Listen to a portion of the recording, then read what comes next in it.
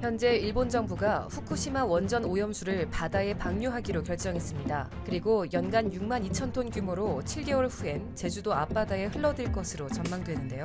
구체적으로 이번 15일 마이니치 신문은 지난 15일 일본 정부 관계자를 인용해 후쿠시마 원전 오염수의 방사성 물질 농도를 낮춰 바다에 방류하는 방침을 굳혔으며 이달 중 강요 회의를 열어 결정한다는 계획이라고 보도했습니다. 2011년 동일본 대지진으로 폭발 사고가 발생한 후쿠시마 제1원전은 폭발한 원자로 내 핵연료를 식히는 순환 냉각수에 빗물과 지하수가 유입되어 섞이면서 하루 160에서 170톤에 달하는 방사성 오염수가 쌓이고 있는 실정입니다. 이에 후쿠시마 원전 운영사인 도쿄전력은 오염수를 다핵종 제거 설비 알프스라는 핵물질 정화 장치로 처리해 부진의 탱크에 보관하고 있지만 그것도 오는 2022년이 되면 탱크 용량이 더 이상 오염수를 감당할 수 없을 것으로 예상되는데요. 앞서 지난 2월 일본의 오염 처리수 처리 전문가로 구성된 정부 분과위원회는 후쿠시마 원전 오염수의 해양 방출과 대기 배출이 현실적인 선택 사항이라고 밝힌 바 있습니다. 그리고 일본 내 일부 단체는 미래 세대에 미치는 영향을 우려해 해양 방출에 반대했지만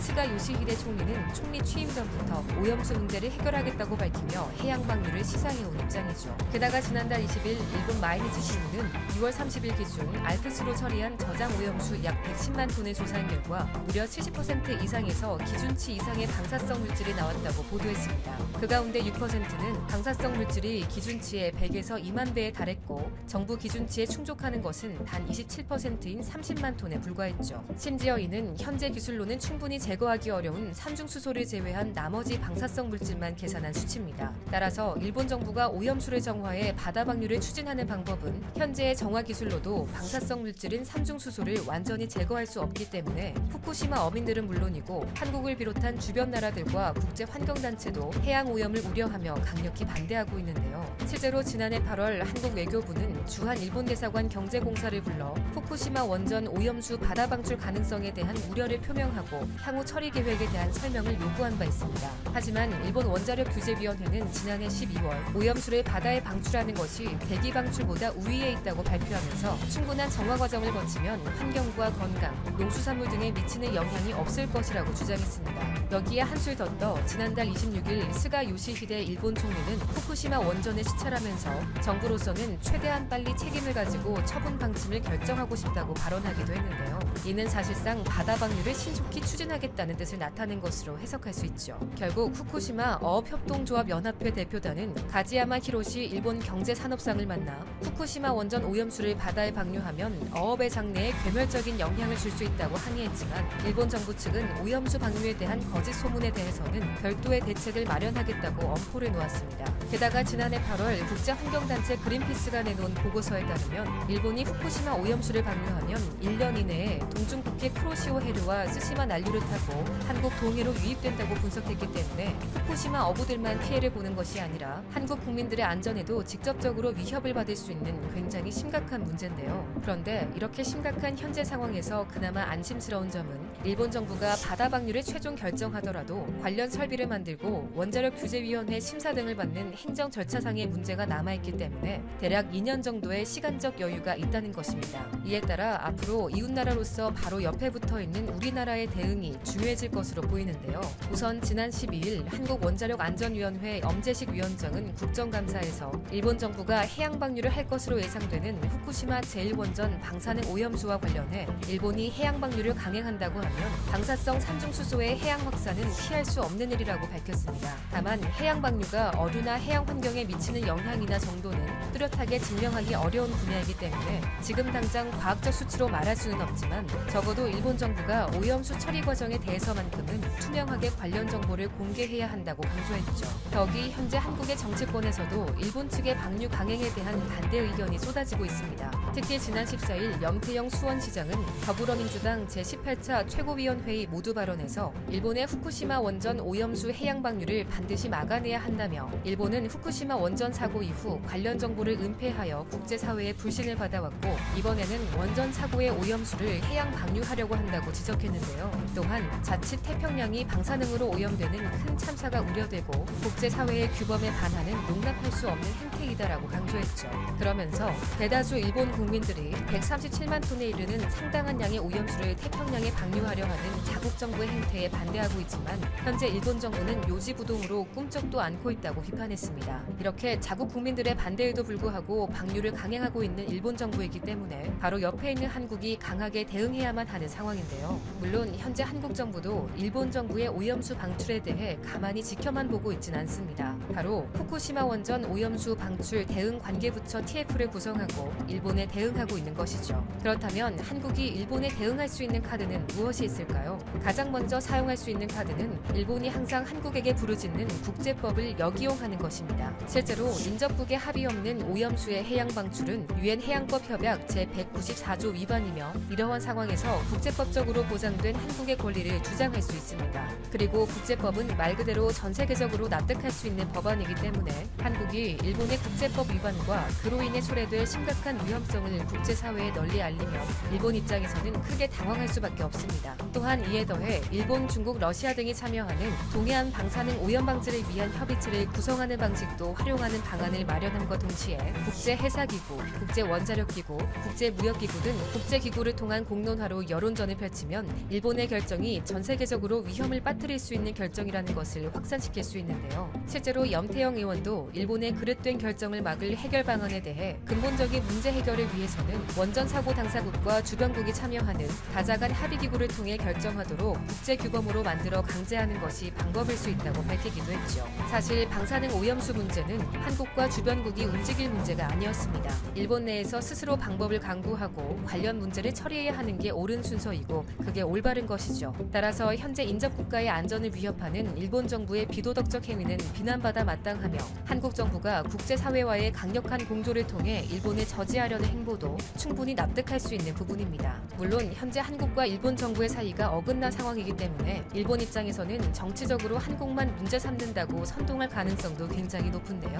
하지만 중요한 점은 현재 많은 전문가들 역시 일본의 후쿠시마 오염수 방류 문제에 대해 부정적 입장을 표명하고 있다는 것입니다. 예를 들어 무슨 꿍꿍이 속인지 일본은 국제사회의 비판에도 묵묵부답으로 일관한다거나 그린피스의 우려가 현실이 된다면 한국을 비롯한 태평양 연안 국가들은 방사능 오염에 무방비로 노출될 수밖에 없다는 우려를 보이는 반응이 대부분이죠. 실제로도 2011년 후쿠시마 원전 사고 이후 방사능 오염수가 유출된 사례가 이미 여러 번 있었고 사고가 나던 해에 고준위 오염수와 저준위 오염수가 유출되었으며 2014년도에도 저장 탱크에서 300톤이나 방류된 사례가 있기 때문에 그 우려에 무게를 더하고 있는 상황이기도 한데요. 더군다나 한 전문가는 원전 사고 당시 녹아내린 핵연료를 물로 냉각시키는 과정에서 생긴 오염수에 지하수 등이 섞여 계속 불어나고 있는 상황마저 몇 년이나 흐른 뒤 밝혀져 국제 환경단체들이 경악한 일이 있었다며 그런데도 또 방출할 심산이라니 도무지 묵과할 수 없는 문제라고 지적하기도 했습니다. 그리고 이런 상황에서 더욱 심각한 점은 일본이 방류를 하든 안 하든 이미 후쿠시마 원전의 오염수가 얼마나 바다로 흘러나갔는지도 현재로서도 알 길이 없다는 것입니다. 따라서 현재 일본 정부가 주장하는 대로 방사능 수치를 기준 이하로 떨어뜨려 정화 처리를 한다고 한들 오염수가 해양 생태계에 치명상을 입힐 것은 분명하기 때문에 방사능 수치를 기준 이하로 떨어뜨려 방류하겠다는 일본 정부의 계획은 사실상 꼼수라고 판단할 수밖에 없죠. 결국 일각에서는 이러한 일본의 정책에 대해 처리가 손쉽고 비용이 저렴하다고 치명적인 오염수의 해양 방류를 시도한다면 그것은 일본 정부 차원의 국제 범죄나 다를 게 없다고 비판하면서 8,000km나 떨어진 체르노빌 원전 사고의 위험성에 지금까지도 기겁하는 나라가 누구도 아닌 일본이라고 지적하는데요. 참으로 이율배반적 행태가 아닐 수 없습니다. 그럼 여기에서 후쿠시마 방사능 오염수가 도대체 무엇이며 우리 생활에 어떤 영향을 미치는지에 대해 자세히 알아볼 필요성이 있습니다. 먼저 방사능 오염수를 바다로 흘려보내면 안 되는 근본적인 이유가 무엇일까요? 우선 현재 일본 정부는 넓은 바다에 오염수를 방류해 희석시킬 것이라고 이야기하고 있습니다. 그러나 방사능은 수질 오염을 일으키는 일반 화학물질과 전혀 다릅니다. 방사능 오염수에는 방사성 독성이 수십만 년간 지속될 원자핵도 포함되어 있습니다. 이는 오염수를 어디에 흘려보내든 간에 바다로 흘러들어갈 방사능 총량은 변하지 않는다는 의미가 되는 것입니다. 이런 상황에서 일본의 인접국인 한국의 피해는 당연할 정도이죠. 실제로 환경운동연합과 시민방사능감시센터가 2018년 일본 후생노동성 자료를 분석한 결과 일본 후쿠시마 주변 8개 현 수산물의 7%에서 방사성 물질인 세슘이 검출된 것으로 나타난 바 있습니다. 심지어 기준치를 초과해 최대 140베크렐까지 검출된 산천어도 있었죠. 일반적으로 세슘은 방사능을 검사할 때 기본적으로 쓰이는 원자핵의 종류이며 세슘이 검출되었다면 다른 방사성 물질도 함께 포함되어 있을 가능성이 큰 것으로 파악할 수 있습니다. 게다가 방사능 오염수의 기준치에 여기에 2만 배가 포함되어 있다는 스트론튬 90은 뼈에 잘 흡착되기 때문에 골수암과 백혈병을 유발할 가능성이 굉장히 높은데요. 결국 이런 수산물을 먹게 된다면 이런 위험한 물질들을 그대로 섭취할 수 있게 되는 것입니다. 그렇다면 이렇게 위험한 물질들을 알고 있음에도 불구하고 일본 정부는 왜 방사능 오염수를 바다에 방류하려 할까요? 이에 대한 답을 내기 위해서는 먼저 방사능 오염수 처리 방법에 대해 알아야 합니다. 우선 현재로서 고농도로 방사능에 오염된 오염수나 핵폐기물을 안전하게 처리할 수 있는 방법이 없습니다. 모든 핵발전 과정에서 나오는 오염된 핵폐기물을 처분하기 위한 시설인 고준위 핵폐기장은 세계에서 한 곳인 핀란드 온칼로 핵폐기장 하나뿐이죠. 게다가 이곳도 현재 건설 중입니다. 그렇기 때문에 지금처럼 육상에 보관하면서 저장 탱크를 늘려가는 게 그나마 나은 방법인데요. 물론 환경오염을 최소화하기 위해 땅속 깊이 오염수를 주입하는 방법 등도 제시되었지만 현재 일본 정부는 오염수를 바다로 방류하려 하고 있습니다. 그게 가장 값싸고 쉬운 방법이기 때문이죠. 따라서 현재 일본 정부는 국제법을 어겨가면서까지 순전히 자국의 이익을 위해 공공의 이익을 해치는 행위를 벌이고 있는 것입니다. 앞으로 일본 내 절차상 행정 처리로 2년간의 시간이 남아있는 동안에 반드시 일본 내 오염수 방류 결정이 철회되기를 희망해 봅니다. 오늘 준비한 내용은 여기까지입니다. 시청해주신 분들 모두 감사드립니다. 큰 힘이 됩니다. 닛산 자동차 카를로스 본 회장의 대탈출국에 대한 후속 영상입니다. 오늘은 정말 벌집 쑤셔놓은 것처럼 나라가 발칵 뒤집혀버린 일본의 소식입니다. 도쿄올림픽 이야기는 완전히 물 건너간 것처럼 온종일 언론과 네티즌들은 곤 회장에 관한 이야기로 정말 시끄럽습니다.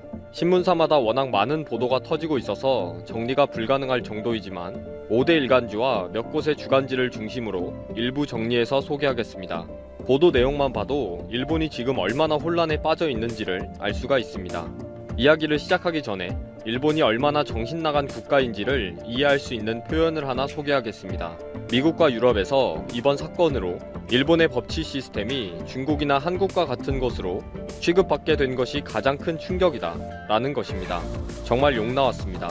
같은 마음이실 거라 생각합니다. 아무튼 이번 곤 회장의 탈주국은 웬만한 첩보 영화는 저리 가라 할 정도로 스릴이 넘치기 때문에 해외 언론들도 지금 신나게 보도하고 있습니다. 벌써 곤 회장이 할리우드 감독과 만났었고 전 세계적인 주문형 비디오 기업인 넷플릭스와 이미 계약을 했다는 소식이 알려질 정도로 충분히 주목을 받을 만한 소재죠. 해외 언론은 곤 회장의 탈주국과 범죄 혐의와 함께 일본에서의 그동안의 진행 상황도 구체적으로 잘 언급하고 있습니다. 하지만 일본은 아예 기사의 제목 자체가 곤 회장의 도피, 탈주라는 컨셉으로 범죄자가 불법으로 도망갔다 라는 식으로 보도하고 있습니다. 그리고 이 곤 회장의 도피로 레바논과 프랑스, 터키까지 큰 어려움에 처해 있다는 식으로 풀어가면서 인터폴에 수배를 내렸고 레바논이 접수했다고 보도하고 있습니다. 일본은 곤 회장의 인터뷰가 엄청난 후폭풍을 불러오기 전에 외교적으로 해결하고 싶어합니다.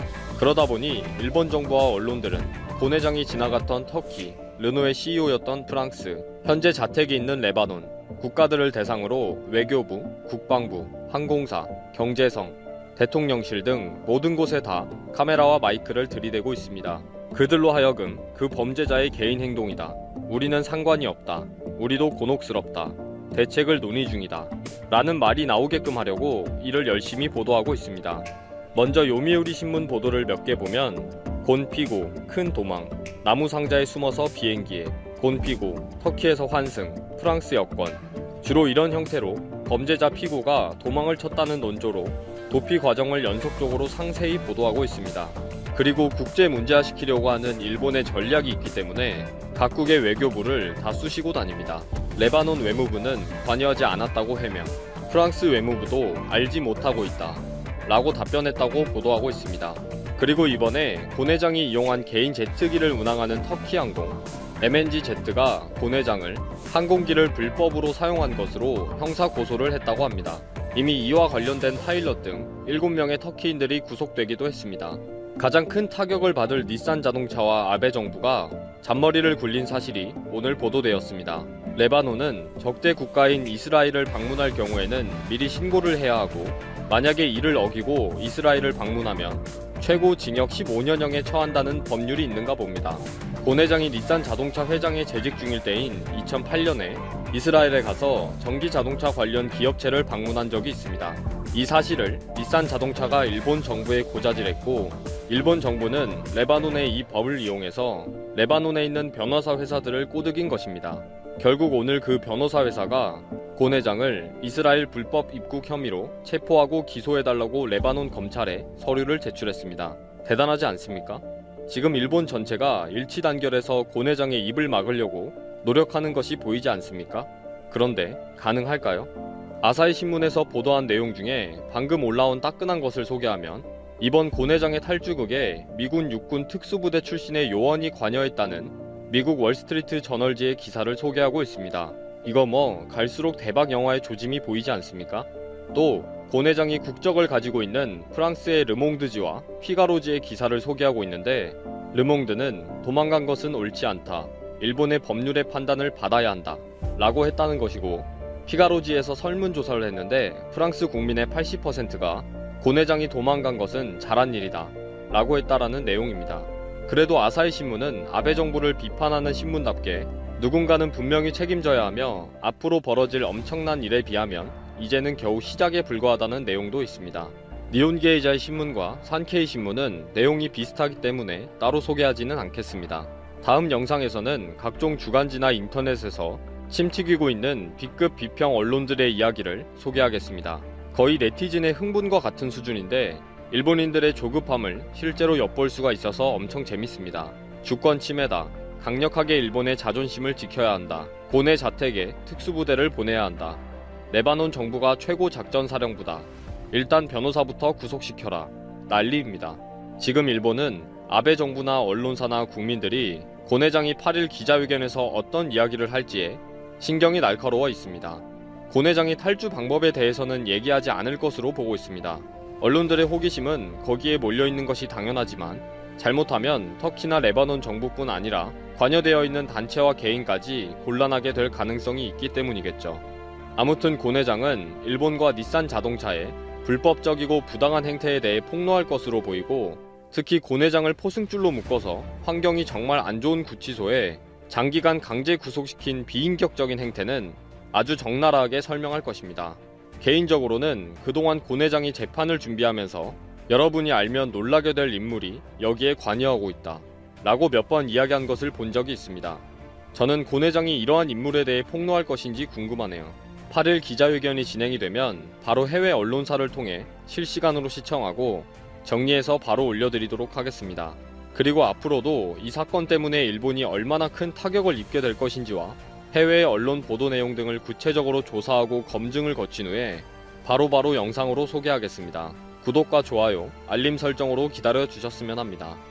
오늘 영상은 여기서 마치겠습니다. 시청해주셔서 감사합니다.